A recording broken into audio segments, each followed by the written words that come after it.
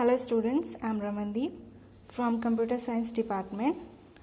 आज हम पढ़ेंगे सॉफ्टवेयर इंजीनियरिंग के बारे में कि जो हमारा सब्जेक्ट है सॉफ्टवेयर इंजीनियरिंग, ये हमें क्यों आया है हमारे सिलेबस में, राइट। सॉफ्टवेयर इंजीनियरिंग एक ब्रांच है बच्चे कंप्यूटर की, जो हमें बताती है कि हम कैसे कंप्यूटर सिस्टम और एप्लीकेशन सॉफ्टवेयर को बनाते हैं, कैसे उनको इंस्टॉल करते हैं, कैसे वो कंप्यूटर के साथ काम करते हैं। ये सारी जो चीज़ें हैं हमने कहाँ पढ़नी है, सॉफ्टवेयर इंजीनियरिंग में।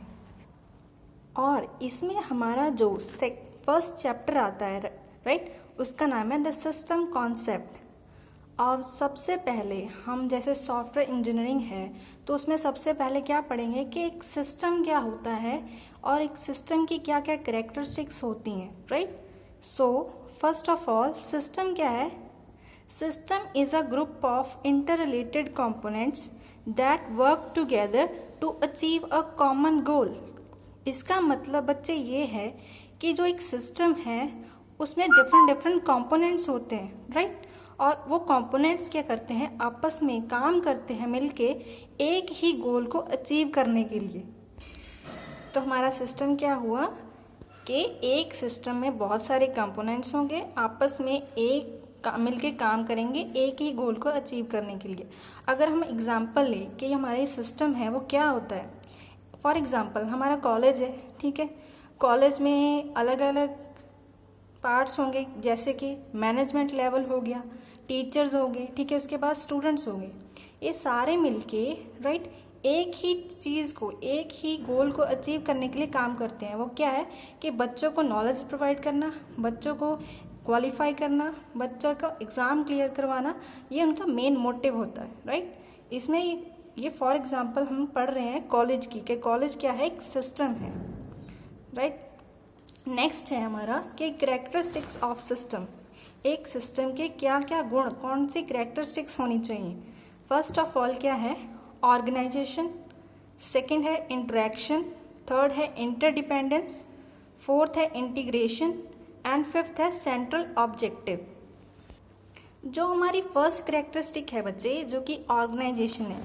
ऑर्गेनाइजेशन का मतलब क्या होता है कि एक ऑर्गेनाइजेशन है, एक किसी चीज़ को प्रोड्यूस करने के लिए, किसी प्रोडक्ट को प्रोड्यूस करने के लिए, किसी चीज़ को अचीव करने के लिए काम करते हैं लेवल्स में, ठीक है। टॉप लेवल हायरार्की होती है उसमें, जैसे हमने मैनेजमेंट पढ़ा स्कूल का या कॉलेज का। ऐसी एक ऑर्गेनाइजेशन होना सिस्टम बहुत ज़रूरी है, यानी हम एक ऑर्गेनाइजेशन को एक सिस्टम बोल सकते हैं जिसमें स्टेप बाय स्टेप हमको काम करना होगा, राइट। जैसे कि एग्जांपल इसमें ऑर्गेनाइजेशन की हमने ये ही ली है कि स्कूल की ले लो या कॉलेज की ले लो। मैनेजमेंट टीम होती है, राइट, उसके बाद टीचर्स या लेक्चरर्स आते हैं, उसके बाद स्टूडेंट्स आते हैं। यानी कि एक हायरार्की होती है ऑर्गेनाइजेशन में जिसमें हम स्टेप बाय स्टेप काम करते हैं, एक टॉप लेवल से एक लोअर लेवल तक काम किया जाता है, राइट। लेकिन उसमें मोटिव क्या होगा, सिर्फ एक ही मोटिव होगा, एक ही गोल को अचीव करने के लिए वो सब काम करेंगे, राइट। जो हमारी सेकेंड कैरेक्टरिस्टिक है वो है इंटरेक्शन। Interaction, right. इंटरेक्शन का मतलब वैसे हम बात करें तो क्या होगा कि आपस में इंटरेक्ट करना, बातचीत करना, राइट।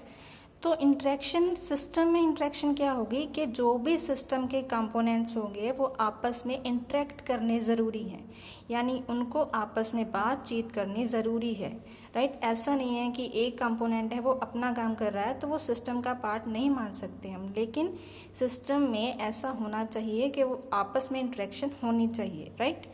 फॉर एग्जाम्पल अगर हम लिख के चलें कि एक कंप्यूटर सिस्टम है, राइट बच्चे, तो उसमें इनपुट आउटपुट डिवाइसेस जो होती हैं, जैसे हमारे कीबोर्ड, माउस, राइट, वो सब आपस में किसके साथ इंटरेक्ट करते हैं, मेमोरी के साथ। मेमोरी में डाटा कैसे जाएगा, पैच करना है, राइट, वो सब मेमोरी के साथ इंटरेक्ट करते हैं। और मेमोरी क्या करती है, सीपीयू यानी कि सेंट्रल प्रोसेसिंग यूनिट के साथ इंटरेक्ट करती है। इसी तरह हर एक सिस्टम में हर एक कंपोनेंट को आपस में इंटरेक्शन करना ज़रूरी है, तभी वो सिस्टम कहलाएगा। नेक्स्ट हमारी जो कैरेक्टरिस्टिक है वो है इंटरडिपेंडेंस। इसका मतलब क्या होता है कि सिस्टम में जो भी कंपोनेंट्स होंगे आपस में डिपेंड होंगे, ठीक है, उनमें आपस में इंटरडिपेंडेंसी होगी। कि एक पार्ट की जो आउटपुट है सेकंड पार्ट के लिए वो इनपुट बनेगी, राइट। सिस्टम में यही होता है कि जो एक पार्ट की इनपुट है या एक पार्ट की आउटपुट है, ठीक है, वो दूसरे पार्ट के लिए इनपुट बनती है, तभी वो आगे काम कर सकते हैं। जैसे एग्जांपल लें हम किसी मैन्युफैक्चरिंग कंपनी की, ठीक है, किसी कंपनी ने जितना प्रोड्यूस किया, राइट, जब प्रोडक्शन डिपार्टमेंट ने जितना प्रोड्यूस किया है आउटपुट, वो सेल्स डिपार्टमेंट के लिए इनपुट बनेगा। सेल्स डिपार्टमेंट तभी उसे सेल कर पाएगा, राइट। सो इसका मतलब क्या है, एक कंपोनेंट की जो आउटपुट है वो सेकंड कंपोनेंट के लिए इनपुट बन रही है। जो हमारी फोर्थ कैरेक्टरिस्टिक है वो है इंटीग्रेशन। इंटीग्रेशन का मतलब क्या होता है बच्चे, कि जैसे सिस्टम में अलग अलग कंपोनेंट्स होते हैं, वो सारे सब सिस्टम बन जाते हैं, छोटे छोटे सिस्टम बन जाते हैं। छोटे छोटे सिस्टम जो है वो अपना काम कर सकते हैं, अपना काम अगर वो इफेक्टिव वे से करेंगे, राइट, उनकी परफॉर्मेंस अच्छी होगी, तो ओवरऑल जो सिस्टम की परफॉर्मेंस है वो भी अच्छी होगी। किसी काम को हम छोटे छोटे पार्ट्स में डिवाइड करके करते हैं, अगर एक पार्ट अच्छा हो गया, ठीक है, दूसरा पार्ट अच्छा हो गया, तो सब काम जो हमारा होल वर्क है वो क्या होगा, वो अच्छा होगा। इसका मतलब इंटीग्रेशन का मतलब क्या है, जो छोटे छोटे सब सिस्टम्स हैं वो अपना काम इफेक्टिव वे से करेंगे, तो क्या है, हमारा होल सिस्टम जो हमारी ओवरऑल परफॉर्मेंस है वो अच्छी होगी। नाउ नेक्स्ट हमारा जो फिफ्थ कैरेक्टरिस्टिक है वो है सेंट्रल ऑब्जेक्टिव। ठीक है, सेंट्रल ऑब्जेक्टिव का मतलब क्या है कि एक मेन मोटिव होना चाहिए हर एक सिस्टम का। भले ही वो कंपोनेंट्स में सब सिस्टम में डिवाइड है, राइट, लेकिन वो सब सिस्टम किसके लिए काम करेंगे, सिर्फ एक ही गोल को अचीव करने के लिए। जैसे हमने पहले पढ़ा था कि जो कॉलेज है वो अलग अलग पार्ट्स में डिवाइड है, मैनेजमेंट लेवल आ गया, लेक्चरर्स और टीचर्स आ गए, स्टूडेंट्स आ गए, राइट, यानी कि टॉप लेवल हायरार्की है, मिडिल लेवल हायरार्की है, लो लेवल हायरार्की है।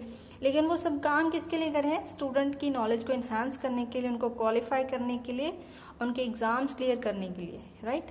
तो एक सिस्टम का एक मेन मोटिव, एक सेंट्रल मोटिव होना चाहिए जिसको अचीव करने के लिए सारे सिस्टम